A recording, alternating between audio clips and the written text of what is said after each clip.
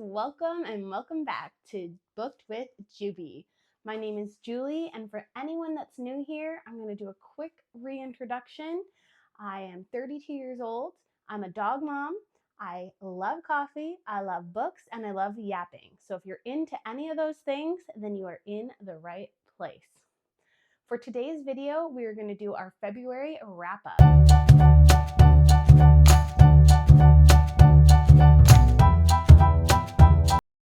Okay, let's get to it.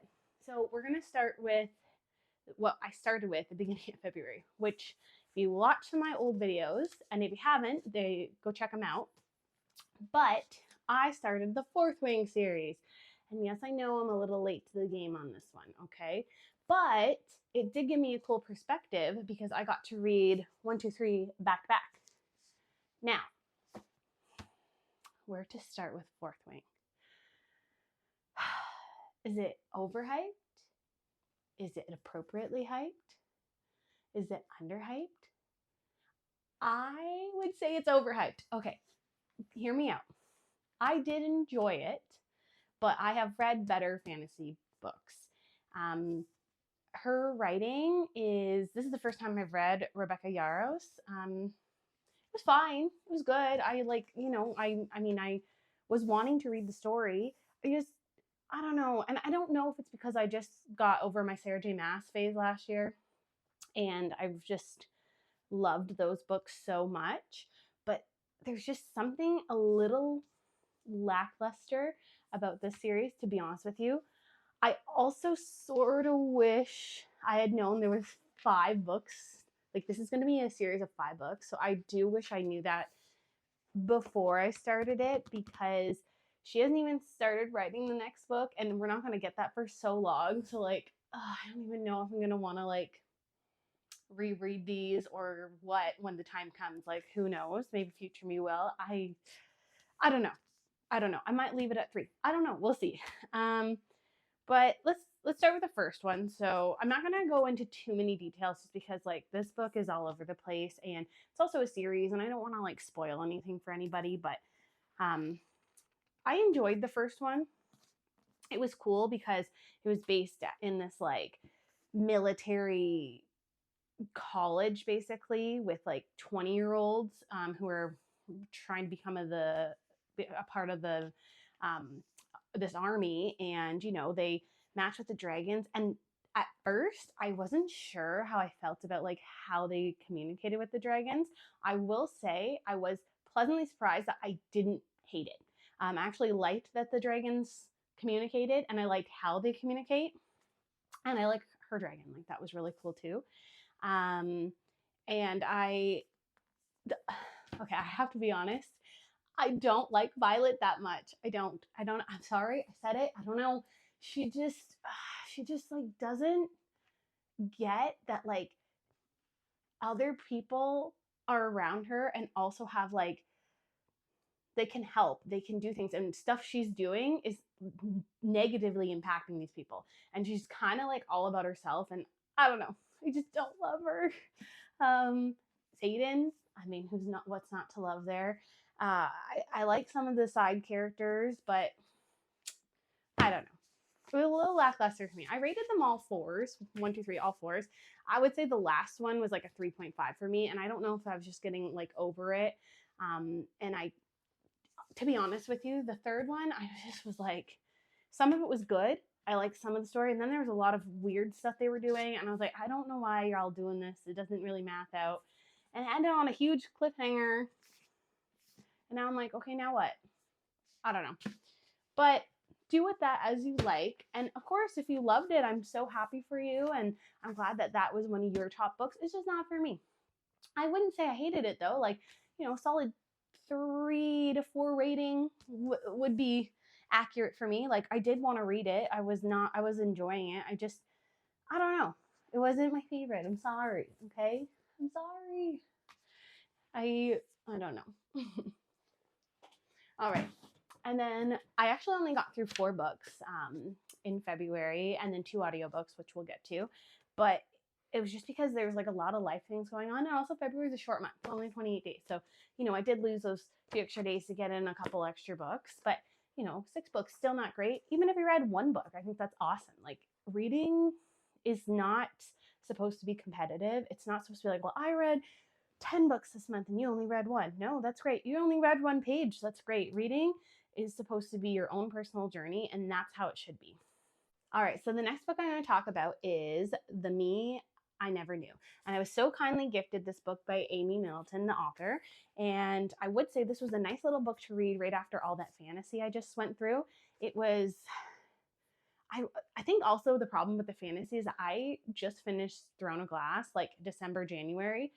Read a couple little baby books in between that, and then I just started another like pretty epic fantasy. So I might just be fantasied out right now. I don't know. So this was a nice little read right at the end of the month, and it was a quick, fast-paced book. The main character, Rory, comes from a very well-to-do family, and all of a sudden her life blows up in her face, and her mom dies. She's got this boyfriend that she's trying to build a relationship with. She doesn't know who she can trust. Things are getting out of hand. All these people are coming into her life that she's never met before, and her dad's missing. It's honestly cute little fun thriller. It is a YA book, so keep that in mind. So it's a little bit younger characters, a little younger mindset, but you know what? Really fun read, so highly recommend. Okay, so let's talk the audiobooks I read this month. The first one I read was Alice Feeney's His and Hers. Now, if you've heard me talk about audiobooks before, I do count them as books. I just don't count them towards my reading goal. That's just my personal preference. I know there's this big debate online of whether audiobooks count as reading or not, and truthfully, I think it should count however you want it to count or don't want it to count. For me, I like to separate them. Like, I like to have on my Goodreads, I have my own special shelf for every year, 2024 audiobooks, 2025 audiobooks, etc. And that's where I categorize them.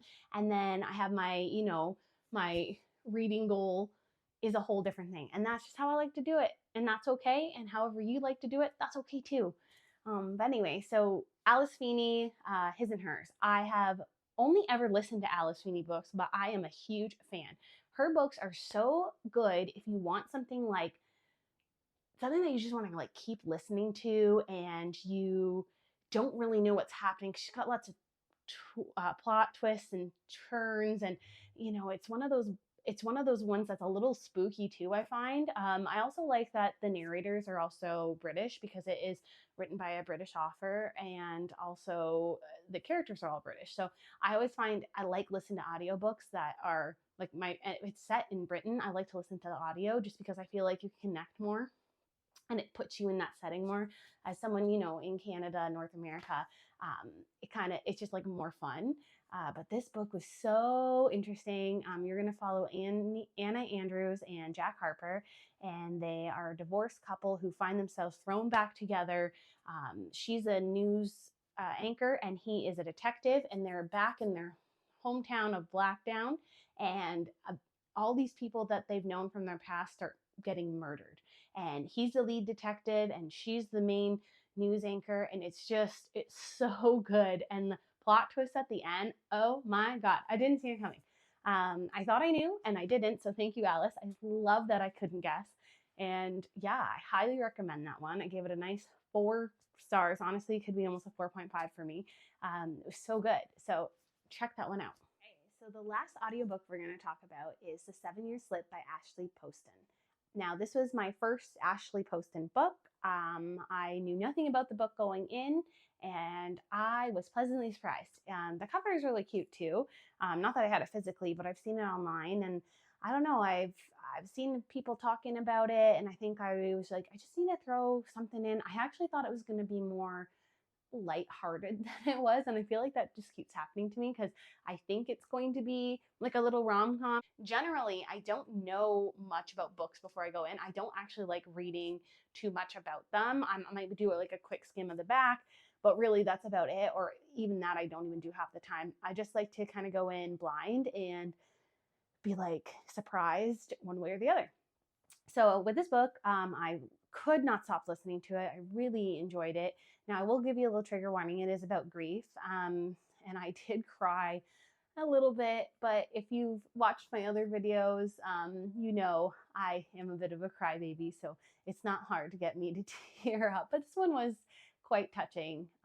But the audiobook is about, or the book is about Clementine and how she's just lost her aunt Annalea and is gifted Annalea's apartment, and it's a magical apartment. And she has a romantic interest named Ewan, and it kind of goes through their story and how they go from past to present in about 7 years. Who would have thought? Um, and where they end up and how they get there. And honestly, it was so much better than I thought. Now, I know sometimes like going back in time and like, I don't want to say ghost because it's not quite ghost, but it is a magical apartment. So if you can't get over that, it's not like realistic enough for you. I could understand that. But I also like fantasy books. So like, it wasn't a far stretch for me.